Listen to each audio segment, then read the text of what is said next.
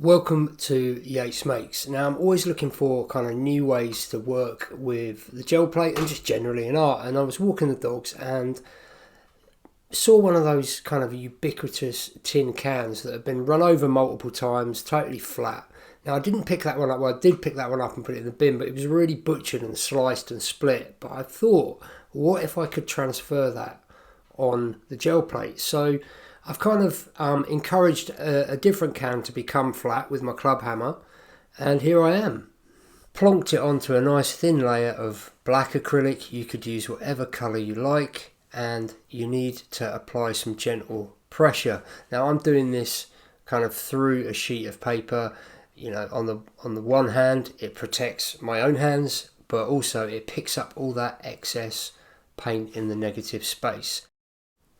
Okay, then it's just a matter of peeling it up gently and kind of hey presto. Like, I was properly amazed at the amount of detail transferred. I wasn't really expecting it to come out this kind of crisp, decent range of tones and quite a lot of depth kind of suggested, even though it's kind of essentially a pretty flat object. Most importantly, I was having fun, so encouraged to keep going with this and picked up this first little test print with a layer of white acrylic. If you've not gel plate printed before, the principle is, you use the wet layers to pick the dry layers off the plate. So I'm just flipping this over onto a piece of paper, and as I just said, that wet layer will dry and pull the whole thing onto the paper. This is like 300 GSM cartridge paper, Somerset paper, so it's Snowden paper, sorry. So it's quite archival, nice, good quality, acid free, kind of wood free, and there you go. I was really chuffed with that. I mean, I know it's not everyone's cup of tea, but I kind of like just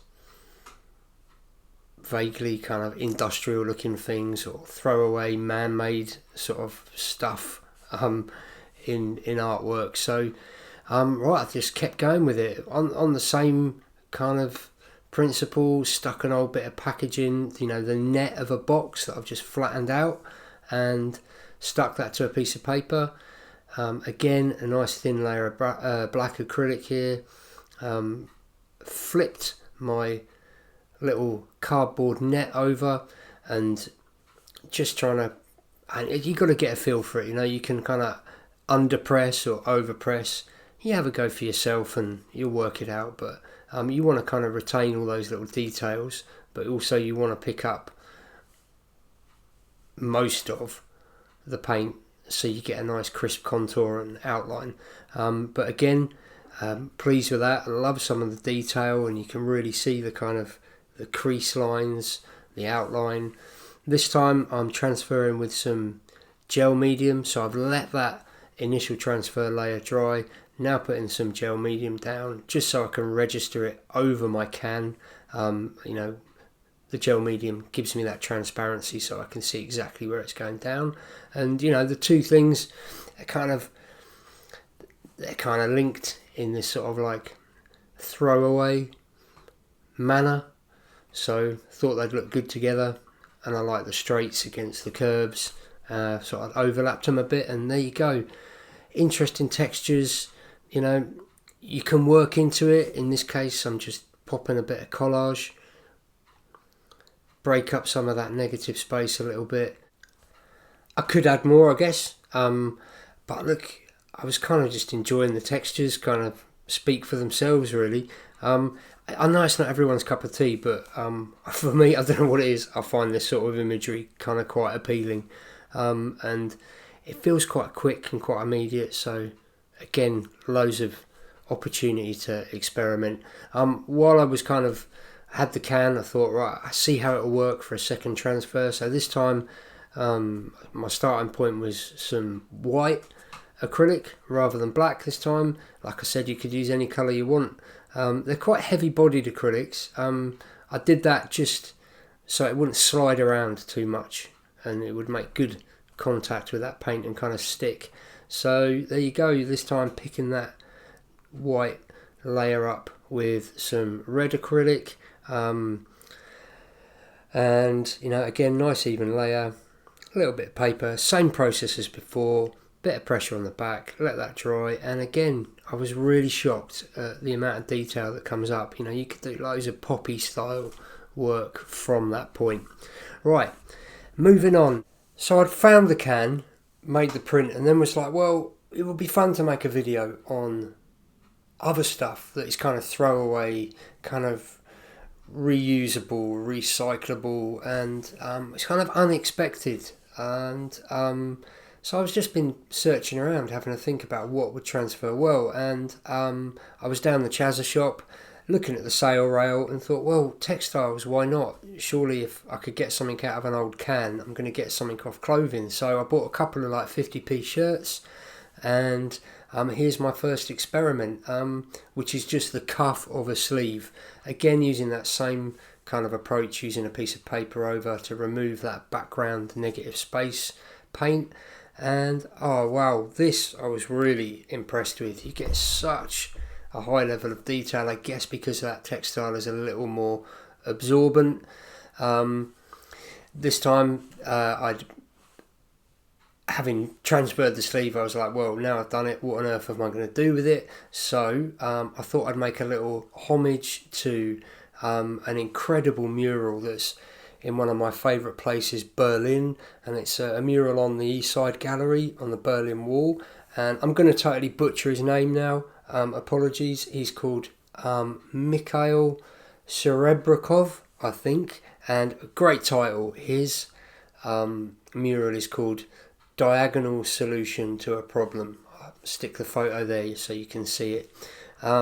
It speaks for itself, it needs no explanation. So to kind of complete my homage to Mikhail's incredible mural, I'm doing a drawing. I've just done it on tracing paper, kind of laid over the starting point of my print, and transferred that onto a piece of heavy paper to do a kind of biro emboss. I'll link a video above now if you've not seen biro emboss before, and transferred that onto my plate, touching it up with a black Posca, transferring a little bit of newspaper kind of text from an old antique newspaper. Again, I'll link a video above now so you can see how that process works, and then just hand painting a little bit of highlights and some mid-tone, and then a very light amount of shadow that I just wanted to peek through underneath. Didn't want this to be too heavy,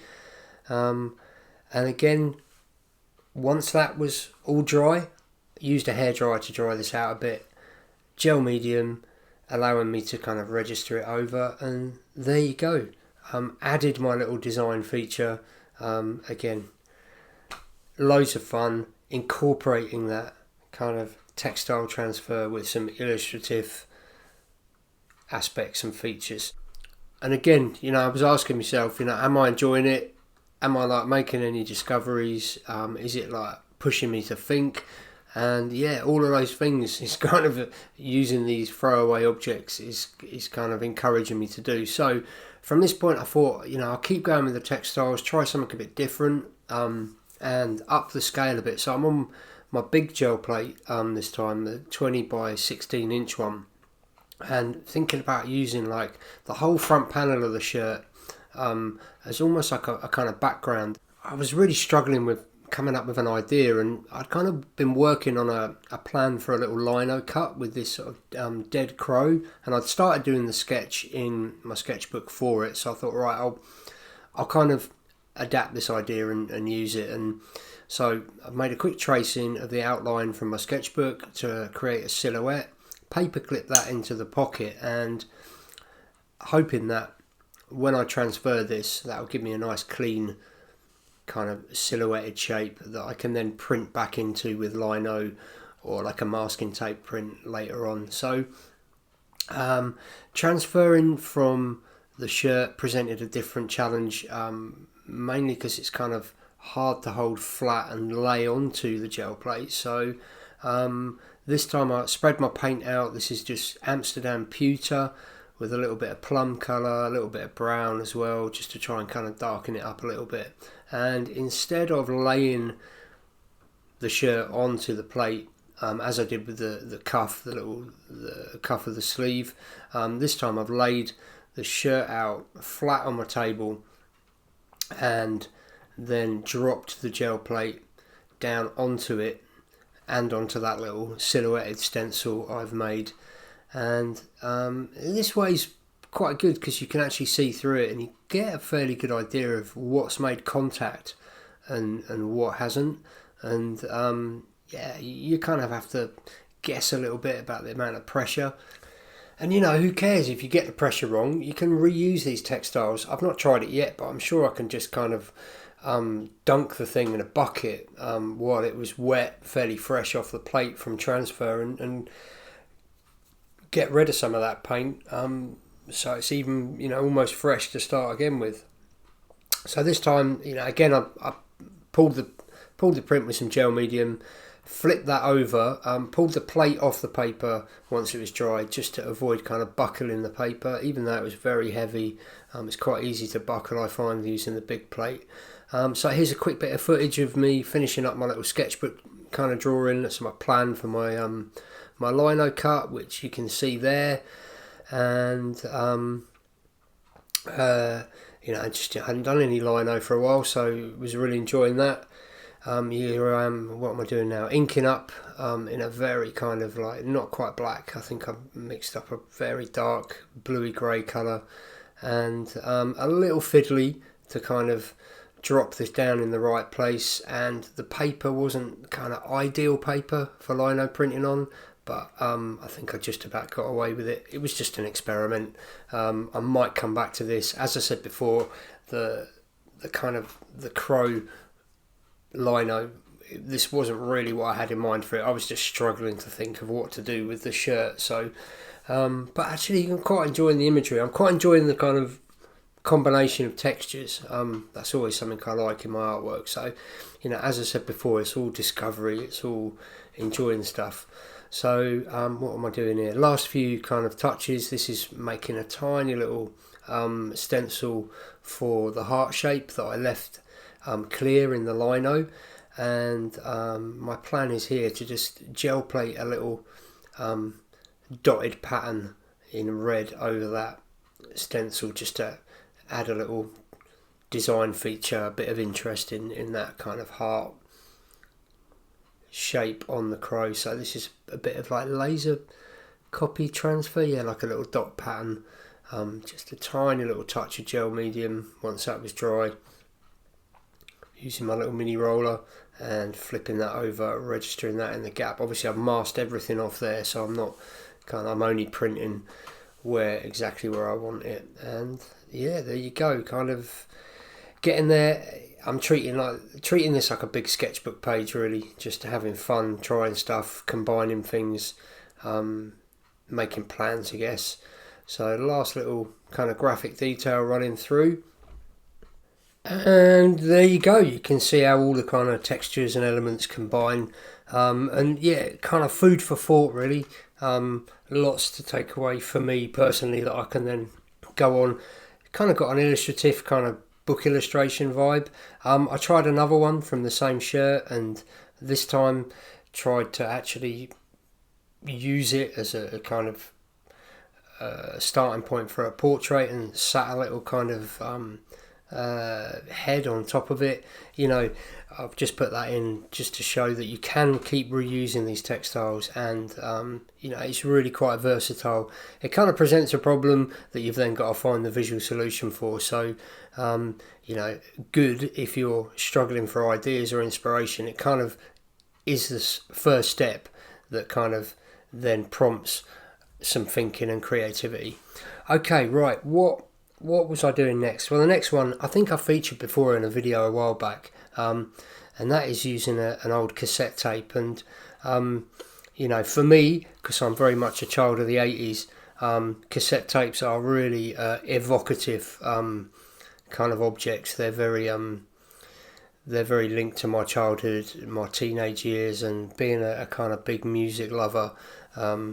So just like with the can, they don't transfer quite as well as the textiles, but with the right amount of paint and the right amount of pressure and a little bit of patience, you can get a fairly clean transfer. So here I am, having transferred in very much a similar fashion to the flattened can, have transferred my little cassette tape, transferring that onto paper with some gel medium.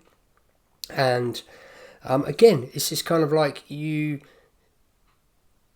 gives you a starting point, and then you're left with, well, what am I going to do with it? And it's always nice to have something to start with. This is an idea I've used before in a print. I just thought I'd recycle and have another go at, and I actually really enjoyed doing this and revisiting this idea. And anyone who's of my generation will understand the kind of imagery and nostalgia associated with this image, that frustration of all of your tape spool kind of spilling out and tangling from your cassette, and then spending hours winding them back in with a ballpoint pen or a pencil. So yeah, there you go. Just titled that one. Loads of fun. Again, really quick and just, yeah, for me, just nostalgia. Okay, last experiment. Well, this again is just, it's being opportunistic, I guess. I was on my way back from town, chain snapped on my bike, lashing with rain, so my eldest came to pick me up in a car, bless her, and then I was cleaning the shed out and saw the chain and thought, well, the can worked, so the chain could. Obviously, you really need to clean up. If you're going to use anything kind of mechanical that might have grease or oil in it, you do not want to get that on your gel plate. So I did use a bit of thinner and some soap and clean this up. The great thing about a chain, an old bike chain, is you can kind of manipulate it into different shapes. So here I've just made a kind of brain sort of shape with a brain stem coming down, and much like with the shirt, I've flipped the gel plate over on top of it, obviously because I can't pick the chain up and keep the shape preserved that I've made. But again, with the right amount of pressure, right amount of paint, you can get a fairly clear and interesting image. So I let this layer dry completely. I wanted to get rid of some of that background black paint. So all I've done here is I've just created a little stencil and cut it out. That's tracing paper. Laid this on top of my dry transfer, and then you can just kind of clean up around it. You can just, using a wet wipe here, just gently rubbing off the edge, really cleaning up and getting a nice defined edge. And that's kind of reinforcing the shape that I'm looking for as well. Again, then had to think, well, it kind of alright, but I need an idea, a little kind of visual concept or a little illustration idea. So all I'm doing here is isolating one of the links of the chain and making a tiny little mini stencil, cutting that out, laying that back onto the plate and just removing that link. To remove it, I'm just laying that little tracing paper stencil over and just dabbing at it with a tiny piece of masking tape, and there you go. Again, transfer with some gel medium, nice thin even layer, you don't need too much.